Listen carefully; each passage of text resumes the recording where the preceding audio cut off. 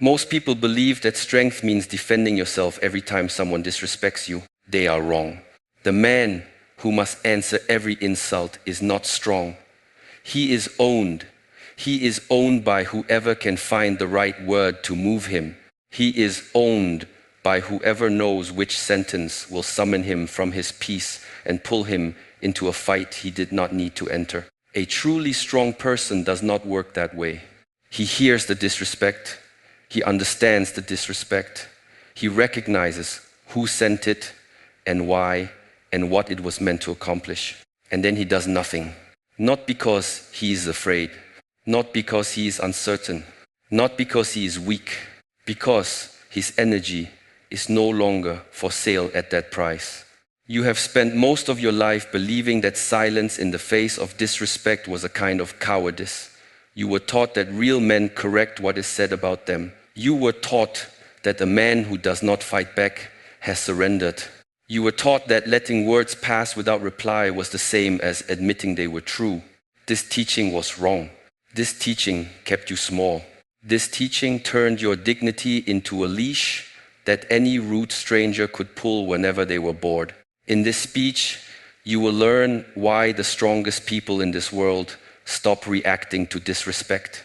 You will learn why their silence is not weakness, but the highest form of self-government. You will learn what reaction actually costs you in your body, your time, your peace, and your future. And you will learn the discipline of letting disrespect land on you and produce nothing, the way rain lands on a stone and produces nothing. But be careful. Once you understand this, you cannot go back to being the man who answers every insult. You will let things pass that you used to fight. You will sit in silences that you used to fill. You will walk through rooms where you used to defend yourself, and the rooms will feel quieter and you will feel heavier. And the people who used to provoke you will notice the change before you can explain it. That change is the price of becoming strong. Pay it. The first thing you must understand is what reaction actually is. Reaction is constant. When someone insults you and you react, you have agreed to play the game they invented. You have stepped onto the field they chose. You have accepted their definition of what just happened, and you have given them the satisfaction of watching you operate on their schedule, in their tone, on their emotional terms. This is not a small thing. This is the entire trick. Disrespect is rarely an attack. Disrespect is bait. The person sending it does not actually believe what they are saying. They are testing whether you can be moved. They are checking whether your peace has a price they can afford. And the moment you react, you have answered that question for them, and the answer is yes. A strong person refuses to answer that question. He does not say no. He does not say anything. He simply does not show up to the test. The bait sits in the water and rots. The hook waits in the dark and finds no mouth. The man who set the trap eventually walks away, confused, because the prey he was sure he could move has not moved. Notice what has happened. You did not win an argument. You did not deliver a clever line. You did not have to prove anything to anyone in the room. You simply remained yourself, and the test passed over you, and the person who designed the test learned something about you they did not know before. They learned that you are no longer available for the game. And once a person learns that about you, they stop offering the bait, because offering bait to a man who will not move is exhausting, and they will move on to easier targets. This is the beginning of strength, not the ability to fight every fight, the ability to refuse to enter the ring. The next truth is one most people refuse to hear. There is a category of person in this world whose entire power comes from your willingness to react. They have no real authority. They have no real argument. They have no real position from which to harm you. Their only weapon is the small chance that they can find a sentence sharp enough to make you forget who you are for a moment. The reactive man hands them that weapon every day. He hears the comment and his face changes. He hears the tone and his shoulders tighten. He hears the insult and his hands move before his mind does. And the small, unimportant person who fired the comment now sees that they have moved a much larger man with a much smaller word, and they begin to feel powerful. That feeling is not yours to give them. That feeling is yours to withhold. When you withhold your reaction, you starve their entire identity. They live for the moment they can pull a response from you. Deny them that moment, and they are forced to look at themselves in silence, with no one performing the outrage that used to confirm them. Most cannot survive that silence. Most go quiet. Most disappear from your life within months. Not because you sent them away, but because you stopped feeding the part of them that needed you to react. This is the second truth. Your reaction is the only currency these people accept. Stop printing it. Hear this carefully. Every reaction has a cost, and most men do not know how expensive their reactions are until they look at their lives 10 years later and see what was paid. The first cost is time. Every minute you spend defending yourself to someone who never deserved an explanation is a minute removed from the work, the rest, the relationships that actually matter. You cannot get those minutes back. You will never be paid for them. They are gone, sunk into the small ego of a person whose opinion was not worth the price of your attention. The second cost is energy. A reactive nervous system is a tired nervous system. Every time you spike, your body burns through reserves it should have saved for your real life. You go home exhausted from arguments that did not feed you.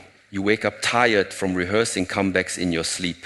You walk through your days with a quiet drain in your spine, and you cannot understand why your ambitions feel so far away, when the truth is that you have been pouring your fuel into wars that were never yours. This is one of the most stolen lives on earth. Not stolen by a thief, not stolen by an enemy, stolen by 1,000 small, daily reactions that no one forced on you, that you chose one comment at a time until your tank was empty and your real dream sat untouched in a corner of your mind, waiting for the energy that never returned. You can stop the theft today. You can keep your own fuel. You can pour it instead into the work that lasts. The third cost is identity. This is the most dangerous cost, because every time you react, your nervous system updates its understanding of who you are. It learns that you are the kind of man who can be moved. It learns that you are the kind of man who will answer the bait. It learns that you are the kind of man whose peace can be broken by anyone willing to push the right button. And once your nervous system learns this, it generalizes. You become reactive in places where no one is provoking you. You become reactive in your own thoughts, in your own silence, in your own bed at 3 a.m. The reaction does not stay confined to the moments that started it. It becomes the texture of your inner life. The strong man refuses to update himself in that direction. He notices the bait. He notices the urge to react. He notices the small voice that says, you cannot let them get away with that. And he stays still on purpose until the urge passes. And the urge passes faster every time he stays still, until one day the urge does not arrive at all. Now hear this. There is a difference between reaction and response. The world confuses them on purpose, so men will keep wasting themselves on the wrong one. Reaction is fast, response is slow. Reaction is loud, response is quiet. Reaction is given, response is chosen. Reaction belongs to the person who provoked you. Response belongs to you. You are not being asked to become a man who never says anything. You are being asked to become a man who only speaks when the speaking is his decision, not his condition. The strong man can still say no. He can still draw a line. He can still defend the boundary that needed defending. But he does it from a place of stillness, not from a place of sting. He does not bleed words. He places them. And when he does choose to speak, the room listens, because the room has learned over months and years that his words are not cheap, they are not reflexive, they are not pulled out of him by every passing insult. When he speaks, he meant it. This is the man you are becoming, the man whose silence is not absence, the man whose words are not reflex, the man who decides every time whether the moment is worth his voice. Pause now and listen carefully. There is a particular kind of disrespect that is the hardest to ignore. It is not the loud insult. It is not the obvious attack. It is the small, casual, almost friendly disrespect from people who pretend to be on your side. The joke that lands a little too sharp, the compliment that contains a quiet insult, the look that lasts a second too long, the remark that everyone laughed at, except you, because you were the subject. These are the hardest to let pass, because the people who deliver them have built in a defense. If you react, they will tell you it was only a joke. If you stay silent, they will assume you accepted it. Either way, the trap is sealed. But there is a third way. You do not react, you do not accept, you simply stop participating, you stop laughing at their jokes, you stop attending their gatherings, you stop replying to their messages with the same warmth you used to give. You become slightly less available, slightly less present, slightly less interested in the conversations they want to keep having with you. You do not announce any of this. You simply withdraw the way warmth withdraws from a room when the door is left open in winter. They will notice. They may not understand. They may even ask what is wrong in a voice designed to make you explain yourself. You do not have to explain. The withdrawal is the answer. Strong men do not lecture small people on their disrespect. They simply become unavailable to it, slowly, completely, without ceremony, until the disrespect finds no place to land, and the person who delivered it learns by absence what they could never have learned by argument. This is the discipline. This is the long teaching. This is the silent education of every person who used to take your patience for granted. Now hear this deeper truth. Disrespect is not really about you. It is about the person who sent it. When a person treats you with contempt, they are not delivering a verdict on your worth. They are delivering a confession of their own inner state. The contempt is autobiography. It tells you nothing about you. It tells you everything about them. A peaceful man does not insult. A regulated man does not provoke. A man at home in himself does not need to test other men by trying to move them.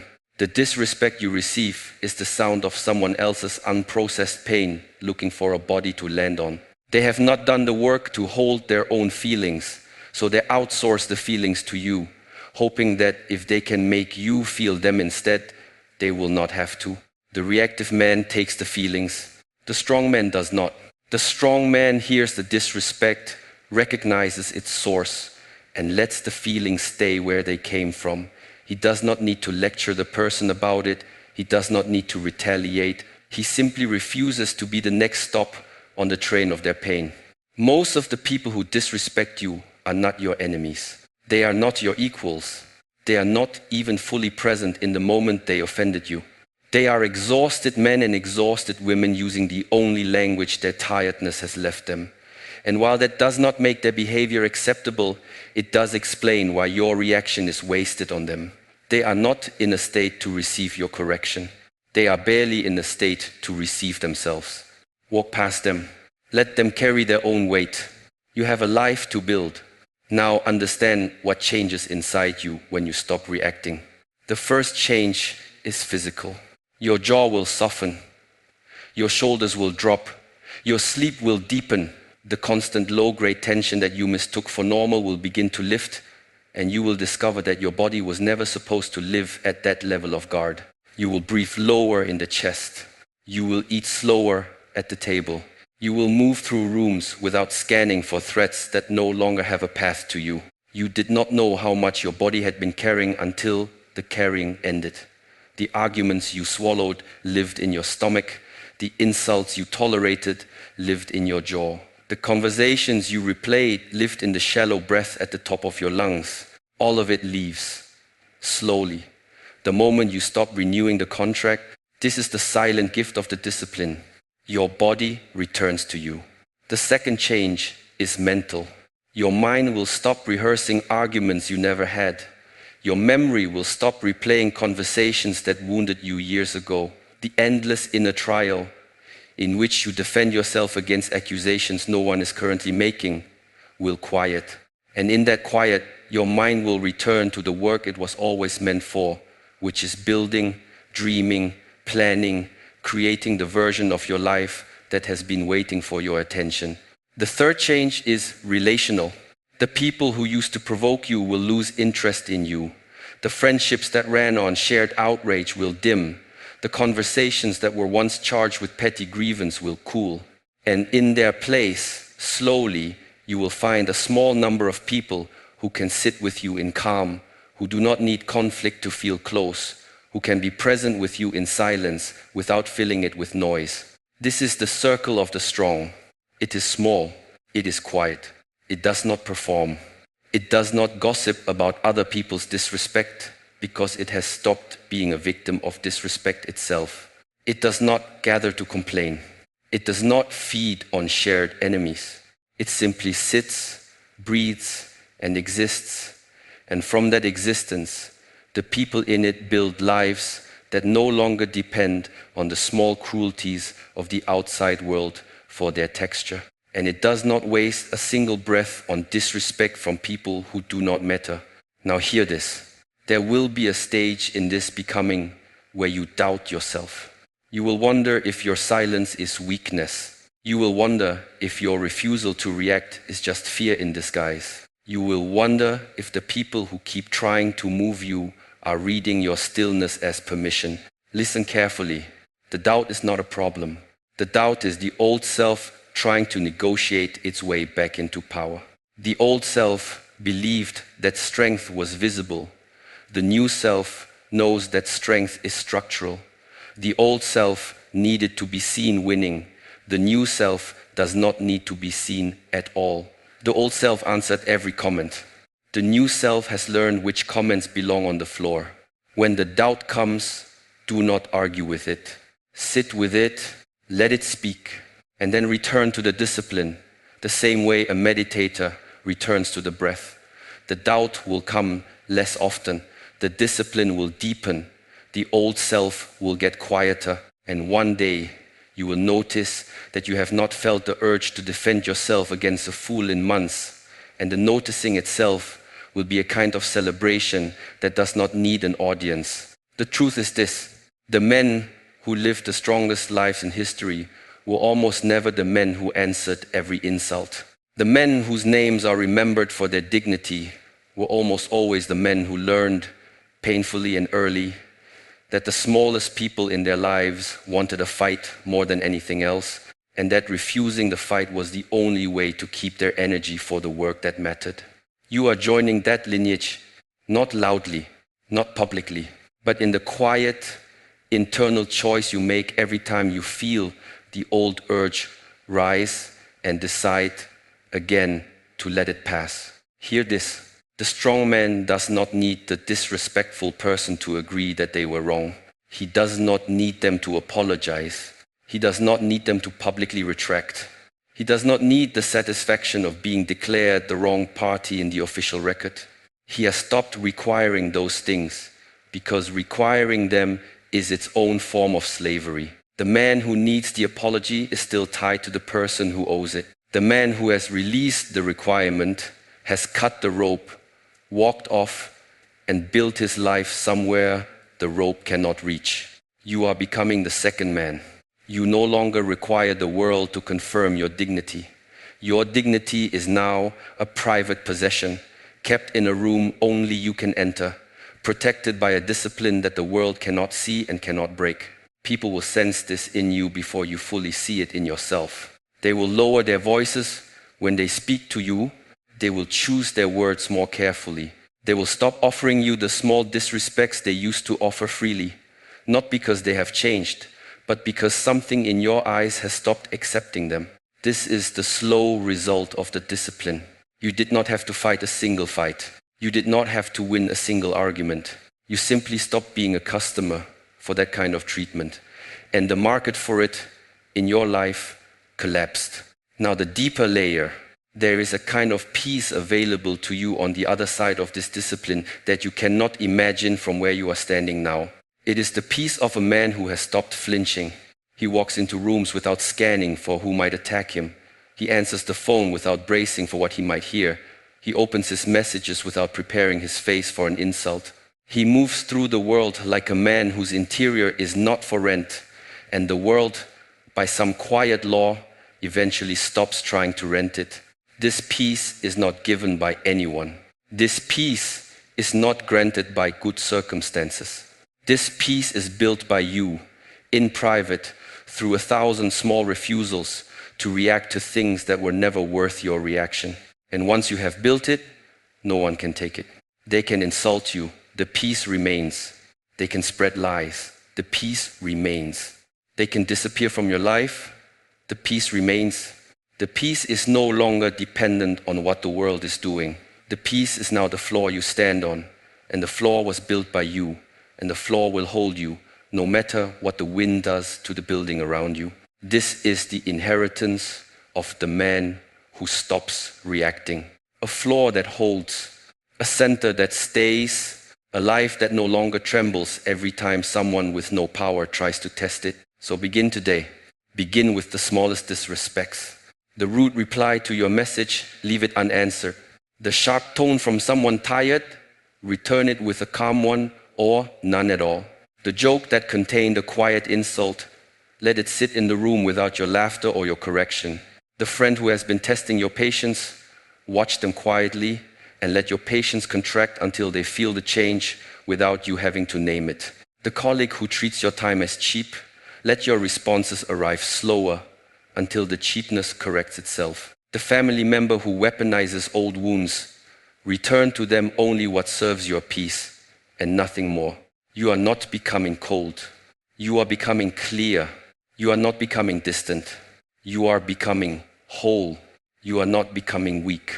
You are becoming the kind of man whose strength does not require performance because it has been built in private, in the silent hours when no one was watching, in the long discipline of refusing to bleed for people who never deserved your blood.